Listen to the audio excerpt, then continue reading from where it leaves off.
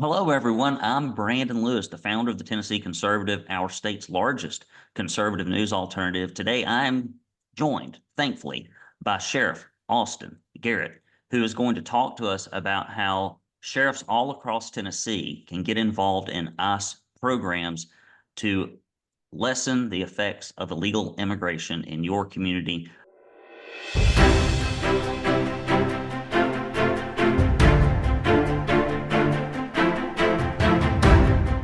Sheriff Garrett, thank you for joining me. Thank you for inviting me, Brandon. Appreciate it. Well, can you tell me a little bit about the kinds of problems that we are facing in Hamilton County relative to illegal immigration? I have been pushing for 4.5, almost 5 years now for something to be done at the state and local level. We're seeing a little bit of movement, but we've essentially seen stonewalling in the legislature for 4 years, despite the outcries. All legislation that's preventative has been killed. But now that Trump is in office, I think Republicans are feeling the heat to do something more proactive and to respond to their constituents. Can you tell me, what led you to even do this? Because I know that you are in a minority, or perhaps rather stated, the leading edge of this in many ways in our state. So talk a little bit about what led you to want to take this proactive action. Well, I think I need to begin with kind of explaining what, local law enforcement, whether it be a local police department or your elected sheriff, what their role is in immigration. Immigration authority has always been relegated to the federal government, and your local law enforcement had very little ability to do anything with anyone who's illegal. I can remember early in my career in the 90s, stopping vehicles on the side of the interstate, and there'd be 30 people in the back of a U-Haul, and you'd call for ICE to let them know, and they would just tell you document stop, let people go, those kind of things. So we've always had an issue, and we would just have to release people, not knowing who they were, as far as if they were a violent person or whatever, if they were just here, just coming into the country. So we've always had no real authority when it comes to arresting someone for being here illegally. That changed as far as an actual proactive measure when the state legislature enacted the documentation process that we began using this past year. And what that was is the statute for documenting anyone who's arrested that we identify as being illegal or illegally here in the country. That information is mandated for sheriffs, not police chiefs, but sheriffs, to report to the District Attorney General's Conference on a monthly basis. That law passed in July. They didn't have the formalized documentation process ready, but we began using it as a form that we complete in the jail in October. So we've kept our documentation beginning in October to present for that. That was one method that we were able to assist the state and the federal government in tracking people who are here illegally who have been involved in a crime. It's a crime to come in this country illegally. A lot of people have kind of dismissed that. It is a crime to be in this country illegally. So I think that's important to recognize. Now, as sheriff, I also understand there's people coming here for the American dream. They're coming here for a better way of life. But we also have people coming here to create a nightmare. And as your sheriff, you elected me, Brandon, you and the other people in this county elected me to keep you safe, to be proactive in keeping you safe, and to lead the way in all areas of public safety, whether it's immigration, whether it's a street gang, or whether it's, any other kind of crime that's happening or trending. You elected me to do that. That's just one way we can do it with what the state legislature has done. The federal government has also offered for a long period of time several methods to assist them in tracking and being more efficient in enforcement of illegal immigration. And one of those is the 287G project. Now, I didn't just decide back in December that we would do this. We actually talked to ICE back in 2019, I think it was, when I was the chief deputy under Sheriff Hammond. And I made the decision then, along with Sheriff Hammond, that we could not proceed with it because of staffing levels. It requires us to take and send employees out of town for 4 weeks. I would lose them in the jail for 4 weeks of specialized training in Charleston, South Carolina. So we made the decision then, we wanted to be involved, but we made the decision then that we could not sustain that because of our vacancy numbers. But now that, we've reduced vacancies in the jail, we were in excess of 60 vacancies in the jail. I started a new academy this morning and I'm in the single digits on vacancies now. So the opportunities here for me to be able to do this. And my question for someone who says, why are you doing this? My question back to them is, why would I not? Why would I not do this? To be able to track people and to assist ICE and the federal government in knowing who is involved in criminal activity in Hamilton County that could potentially pose a threat to the taxpayer's safety. The other is looking at cost to counties. You as a taxpayer are paying for people every day to be incarcerated. And that cost is about $90 a day right now per inmate. I'm around 1,050 people in my jail today, a little less than 1,050 in jail. Just since October, when we started tracking these, we're over 180 people that we've identified who are here illegally in Hamilton County who have been arrested for a crime. Now, they're not all arrested for a violent crime. Matter of fact, 90+%, if not more, have been arrested for some type of traffic offense. And people try to say, okay, traffic offense, that's a very minor thing. Well, it is, but they've been arrested for DUI. They've been arrested for maybe minor possession of drugs.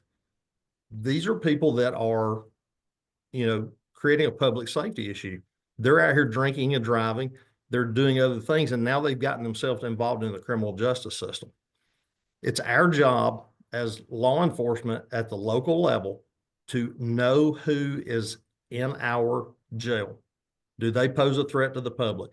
The best way to do that is to document that and provide that information to the federal authorities who have the jurisdiction to determine if they are deported, whatever they're going to do, and file federal charges on them.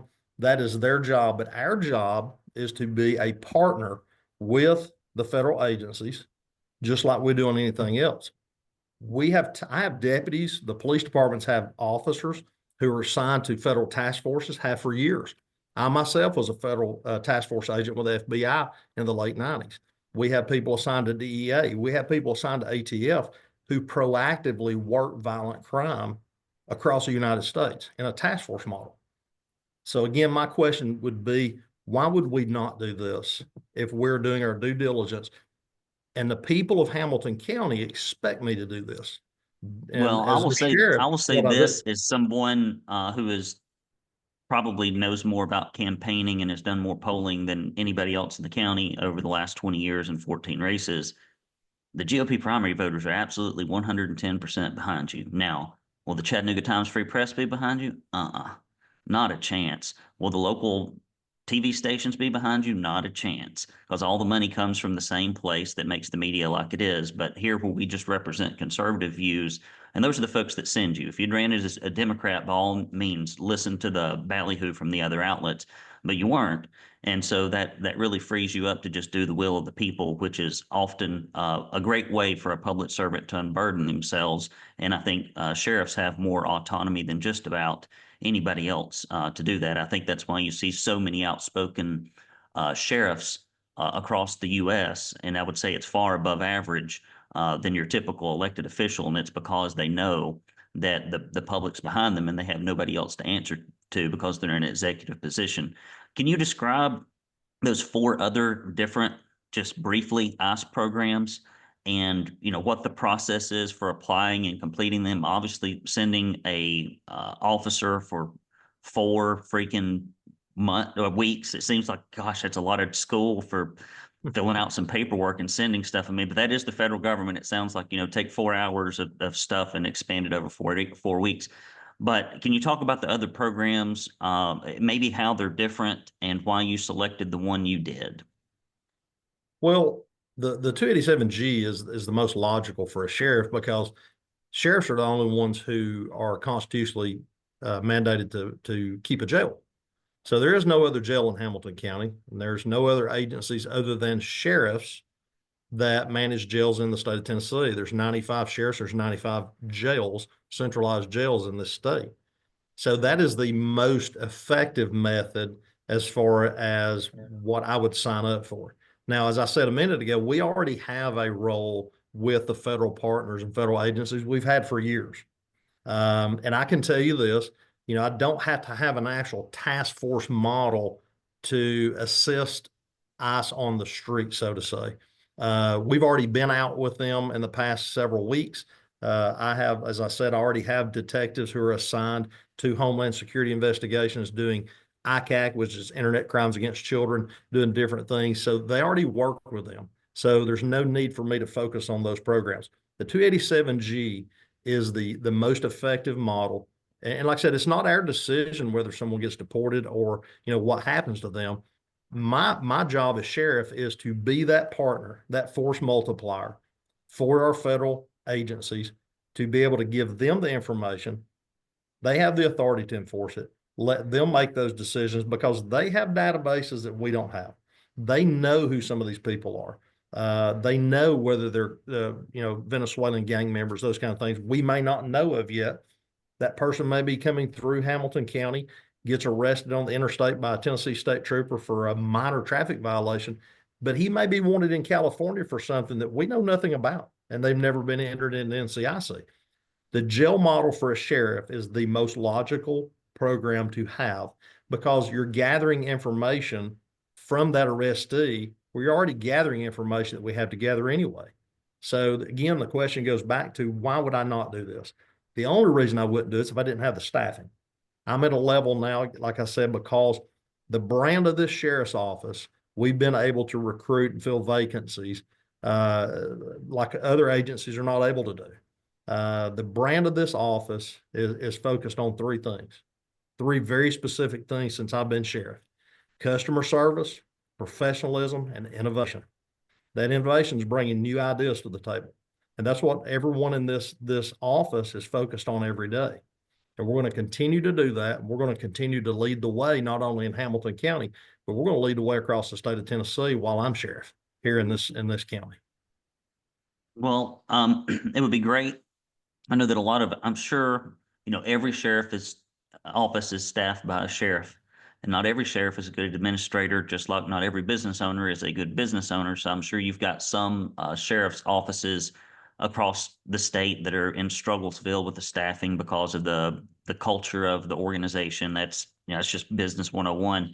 And so the fact that you are a good administrator gives you the ability to do these things, and that is certainly commendable. So if other sheriffs are considering participating in this specific program, what would you say to them? What advice would you give to them? It sounds like one of the first steps is going to be making sure that you're good at recruitment and hiring, which is something I teach my clients to do with various systems and onboarding and assessments. And so talk a little bit about how sheriffs could explore this opportunity or get prepared to explore this opportunity. Well, one of the most important things is to realize is every sheriff, every county is different. We're the fourth largest county in the state of Tennessee. So, one of the big four is referred to across the state with sheriffs. We have different issues. We have a lot of similarities. We have a lot of different issues with Hamilton County than you would for a small rural county. Some small rural counties may not be experiencing any issues with immigration to say, that they need to be joining this program. I think it's really a decision based off of that sheriff and the people that they serve. And that sheriff best knows his county, because you take a small county, West Tennessee or Far East Tennessee, it's a lot different than Hamilton County. So first, it's the sheriff making an assessment of the need, what's really impacting his community. Then he's got to make a decision based off of staffing. Because like I said, to send a couple of people to Charleston, South Carolina for 4 weeks, it's no cost to local taxpayers other than I'm paying their salary. The federal government takes care of the training. And when they come back, I also have to be looking at backfill should one of them get promoted or transfer or retire. Leave that separate from the agency. So I'm planning to send 2 in July. It'll be toward the end of July.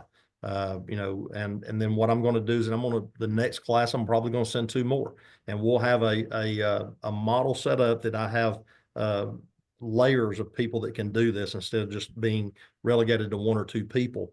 In case I lose somebody, I have continuity of the program, to continue it. And I think it's important for everyone to understand, we haven't began the program yet. I signed, my memorandum of agreement last Thursday, sent that to ICE. They know that I want in the July class. So I would say we would actually be up and running, sometime in the fall, in the summer, fall, because they have to come install some equipment, some different things. So we're past the application process. I filed everything. We're waiting to get my people into the training class. But I would tell sheriffs, look at what your community looks like. Number one, listen to your, residents. That's the most important thing for a sheriff, is to listen to what the people across the county say. You need to understand what's impacting your county as their elected sheriff and the chief law enforcement officer of their county.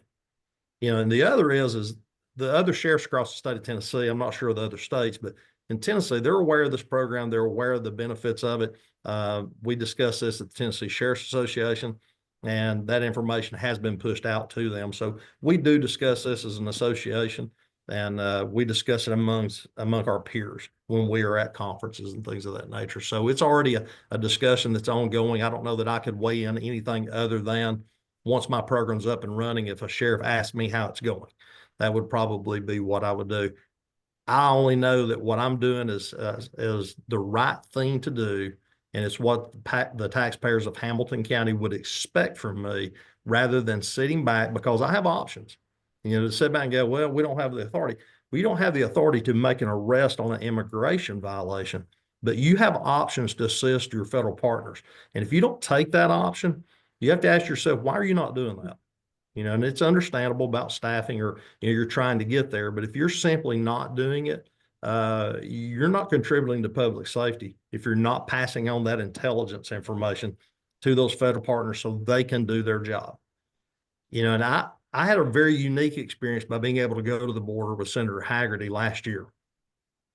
I went with a couple of other sheriffs, a couple of county mayors, a district attorney, and I got to see firsthand, with the local sheriffs there around Eagle Pass, ranch owners, border patrol agents, Texas DPS, the National Guard that's working out of Texas.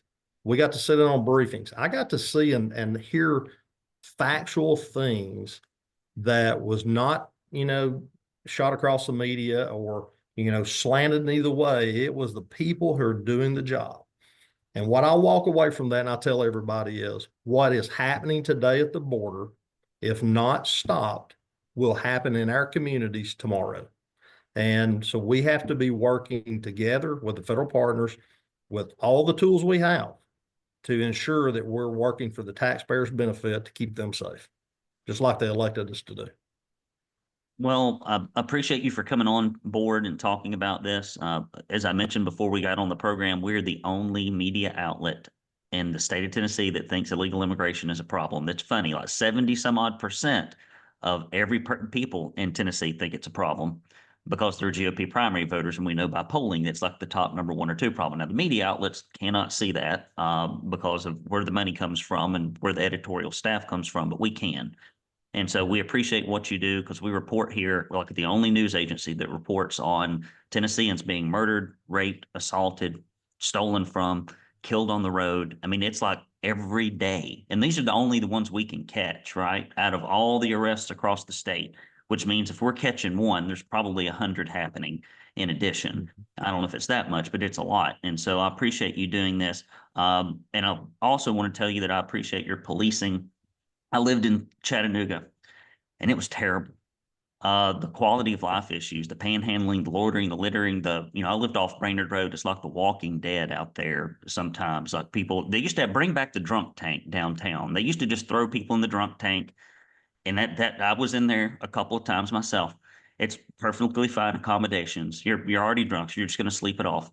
And so I'd say bring back the drunk tank downtown. Yeah. That's my only complaint, is that we need some place to round up all these people. It used to be like, if you were drunk wandering down the road, in Chattanooga, like they pick you up and take you somewhere. Now it's like they just, I don't know what they're doing. Maybe they're encouraging them. Maybe they're racing them. I have no idea, but they need to pick them up. But we had somebody out here in Hamilton County where Tim Kelly's vagabonds had wandered up the mountain and started camping out someplace up here. So I called the sheriff's office and they showed up, and then the campers moved along. And whereas I called like 31 times about panhandling right by my house in Chattanooga, and then did an open records request and found out that there had been 0 arrests on that ordinance in the last 4 years. And I called in 31 times over about 2 years and documented it. And so I just appreciate you taking a proactive measure, because I'm a big fan of Rudy Giuliani's broken window theory, because I do believe small crimes attract big crimes. I know they do. And so I appreciate you. I'll give you the last word, Sheriff, on anything you want to tell the folks of Hamilton County and across the state. Well, I appreciate that. And what you just talked about goes back to our brand of customer service and professionalism, innovation. When you call, we're coming to serve. And, I want to go back and talk about something several months ago that goes along with the immigration discussion that sparked a lot of fear here in Hamilton County. And that was when the information come out of Nashville about the Venezuelan gangs are active in all cities, major cities, including Chattanooga, across the state. When that information came out, we had to come back and clarify with our TBI partners what that actually meant. And that goes back to what I said a minute ago about talking about there's people coming here for the American dream, and they always have. All of our ancestors came from somewhere besides the United States. They were coming here for the American dream. There's other people coming here to create terror and to create a nightmare. That's those people we're focused on.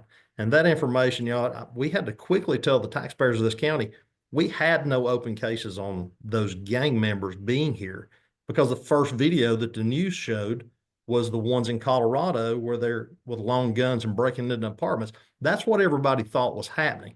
So we quickly had to jump on that to dispel that that's not actually happening here. And the arrest that happened was a person who was traveling through and stayed at a hotel and was wanted out of Chicago. That's the type of people passing through our jails that may happen to get booked for a public intoxication, for a driving offense, for a road rage incident, for pulling a gun on someone that we don't know, but our federal partners do. What I would tell the taxpayers across this state is continue to support your sheriffs, continue to support your local law enforcement as they do their job.